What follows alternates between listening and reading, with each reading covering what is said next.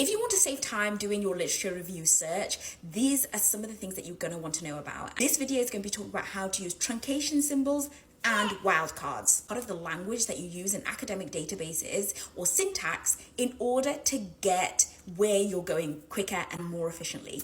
And the way that you record it and the way that you do it shows that you are being systematic in your search, and it also shows that you're following academic convention. So I've done a video on how to use Boolean operators, so check that out. Truncation symbols are great. They will search for multiple variations of the same word. Now, for example, children or child. Child is the root term, but let's say you were doing a search that you would just put the word child and then a truncation symbol. Usually it's an asterisk, but for different databases it can be something different, and then it would actually include things like children in that search. This means that you're not having to run multiple searches in order to include these variations that could be relevant to your search.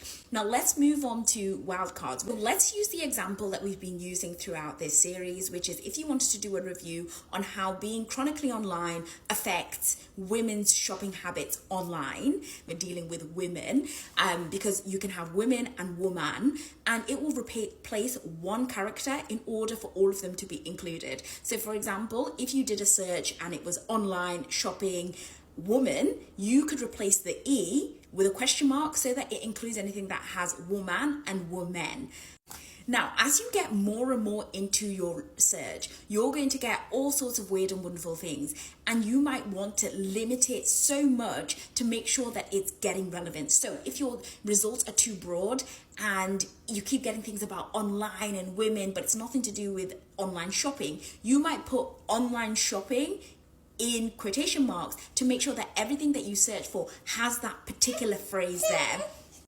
So this is just one of the steps that's included in my step-by-step guide. This is going to save you so much time and give you more time to concentrate on your academic writing, meeting the learning outcomes. Let me know if you have any questions, and make sure you check out my other video on how to formulate a good research question, because this is what you're going to input into the databases. Good luck.